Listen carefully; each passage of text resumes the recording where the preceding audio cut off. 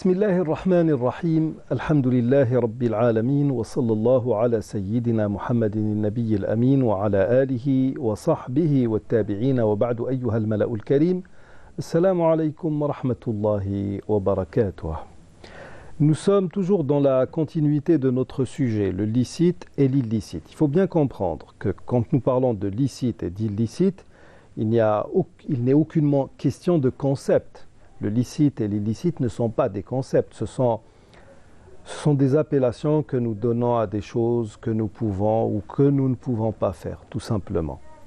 Qu'il s'agisse de lois canoniques, divines ou de lois tout court, il y a des choses auxquelles nous avons accès et d'autres qui nous sont tout simplement interdites. Sauf qu'entre yajouz et la yajouz, halal, haram, licite, illicite, il y a énormément de concepts qui, avec le développement ou l'évolution du droit canon de l'islam, se sont développés et il faut bien comprendre que dans cette loi dite sharia, il y a eu énormément d'innovations qui ont fait qu'elle a devancé beaucoup de systèmes de lois qui ont pris naissance par la suite.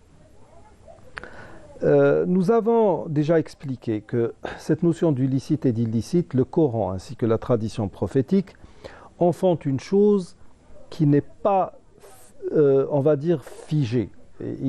C'est assez aléatoire dans la mesure où entre le blanc et le noir, il y a une superficie de gris qui est énorme. Et c'est généralement dans ce gris que nous évoluons tous. Et puis, nous avons expliqué un certain nombre de choses et nous sommes arrivés la dernière fois à donner un exemple concernant par exemple le jeûne du samedi.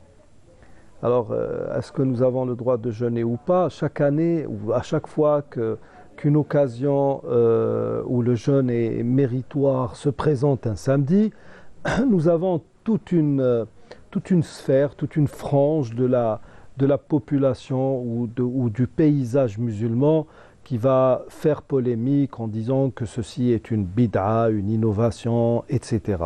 Alors que, et là nous ne ménagerons aucun effort quant à le répéter, le mot bid'a ne s'applique pas à ce que nous appelons en langue arabe le khilaf, c'est-à-dire la divergence d'opinion.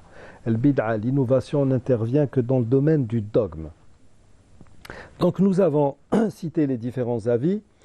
Je vous ai informé que la majorité des savants de cette nation, qu'il s'agisse de ceux des premières générations ou de contemporains, la super grande majorité du monde musulman est d'avis que vous pouvez jeûner le samedi. Nous parlons ici du jeûne surérogatoire, siyamun nafl.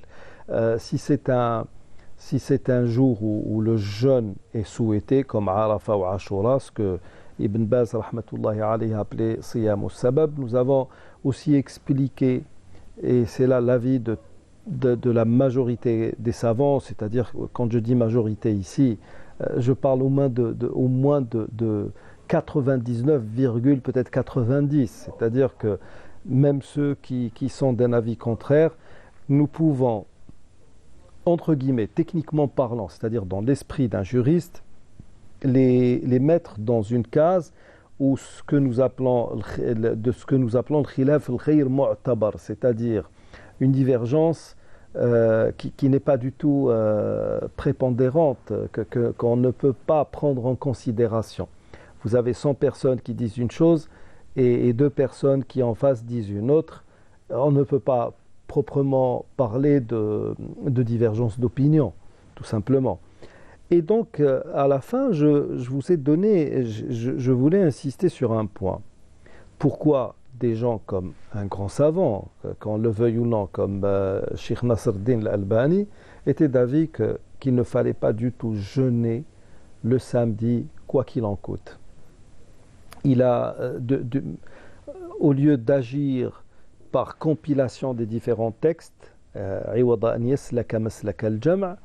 il a préféré agir en faisant valoir des règles de préférence. Entre le hadith qui dit « La tasumu sabta illa fi mafturida alaykum » ne jeûnez le samedi que lorsqu'il s'agit d'un jeûne obligatoire, et entre le hadith de Juwayriya, chez laquelle le messager de Dieu alayhi salatu salam est entré un vendredi alors qu'elle était à jeun. Il a dit « Est-ce que tu as jeûné hier ?» Elle a dit « Non. » « As-tu l'intention de jeûner demain ?» Elle répond que non, une seconde fois. Et là, le messager de Dieu alayhi salatu salam lui dit « Idan fa aftiri » donc rompe ton jeûne. Ce qui veut dire que ni le samedi ni le vendredi ne doivent être jeûnés isolément. Cependant, les grands savants ont dit s'il s'agit d'un jeûne d'habitude, comme pour quelqu'un qui déciderait de jeûner chaque début de mois ou chaque fin de mois, et que le mois coïncide avec un vendredi ou un samedi, eh bien, il pourrait le faire. Tout ceci pour une raison toute simple. Ce sont les intentions qui dominent les actes ou qui les déterminent. Et à partir de là, dès lors où l'on a jeûné sans intention de glorifier ou de vénérer le samedi, qui est le jour du Shabbat chez les Juifs, qui est un jour vénéré, eh bien nous ne supportons aucun péché. Cependant, l'imam ou bien Cheikh Nasruddin al-Albani, au lieu de compiler, il a dit Tamilu nafsi ila al-jam'i ghayra anna al-amra muqaddamun ala al-hadra muqaddamun ala al-amr.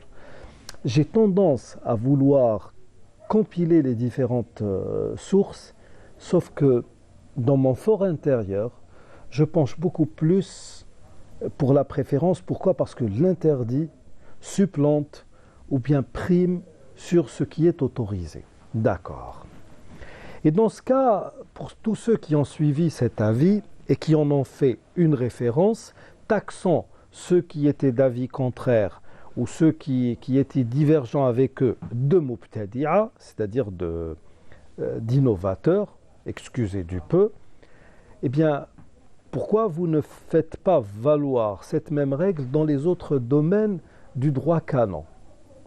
Pourquoi, par exemple, pour ce qui est des prières surérogatoires à l'intérieur d'une mosquée ou avant les prières, vous avez ce que nous appelons rawatib, qui sont une série de génuflexions que nous faisons avant le Dahr, l'Asr, après le Maghrib, avant l'Isha, etc.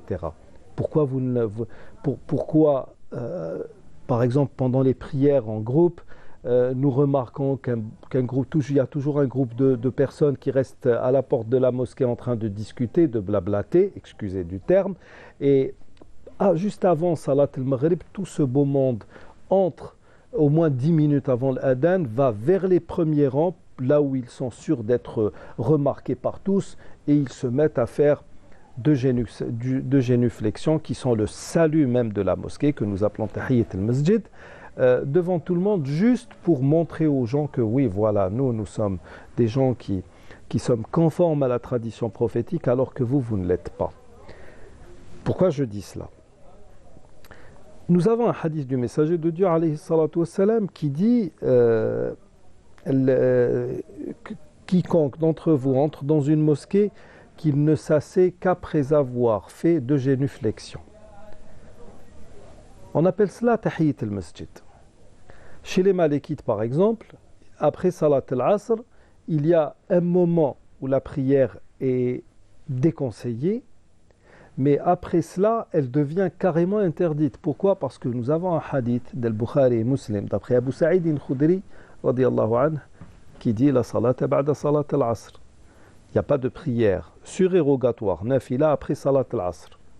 Nous avons un autre hadith, rapporté par Muslim, d'après Uqbat ibn Amir, qui disait Talatu sa'atin nahana fiha Rasulullah sallallahu alayhi wa sallam an nusalliya wa nadfina mawtana. Il y a 3 moments dans la journée où le messager de Dieu alayhi sallam nous a interdit de faire des prières surérogatoires ou d'enterrer nos morts. Et il a cité entre autres cette partie allant de Salat al-Asr vers Salat al-Maghrib. Mais nous avons d'autres hadiths qui soutiennent le contraire, dans la mesure où nous savons que le messager de Dieu alayhi salam, quand il ne faisait pas ses rawatib, c'est-à-dire ses prières ordonnées pendant la journée, quand il ratait celle de Dahr, ou quand il ne le faisait pas avant l'Asr, il le faisait juste après. Ce qui fera dire à l'imam Malik qu'après l'Asr, il y a un moment où l'interdiction est beaucoup plus dans l'aboré que dans l'interdit, c'est-à-dire le nahi karaha. Et puis après cela et juste avant le maghrib, l'interdiction devient encore plus sévère. Il est carrément interdit de procéder à des prières. Pourquoi? Parce que ce sont là l'asr, le maghrib et tulu' al-shams, les premières lueurs de l'aube et le crépuscule, sont des moments où les astrolâtres étaient on va dire en ébullition dans la mesure où ils adoraient des astres. C'était à ces moments précis qu'ils vouaient des cultes ou un culte à ces astres-là. D'où cette tendance à se distinguer justement de ce que faisaient les païens. Donc, quand on analyse bien les choses, nous avons à l'heure actuelle des juristes ou des pseudo-fuqaha qui sont très changeants, c'est-à-dire qu'il n'y a pas, je n'ai pas de règles précises sur lesquelles je vais marcher, j'adopte les règles, je fais intervenir différentes manières d'arriver à une conclusion selon le but que je me suis fixé.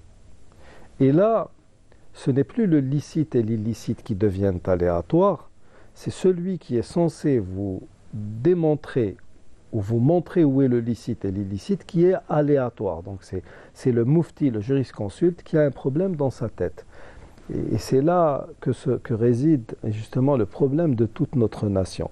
Nous arrivons au terme de l'émission d'aujourd'hui. Nous poursuivrons la prochaine fois avec un autre exemple. D'ici là, je vous dis astawdi'ukumullah alladhi la tadi'u wada'i'uhu. Assalamu alaykum wa rahmatullahi wa barakatuh.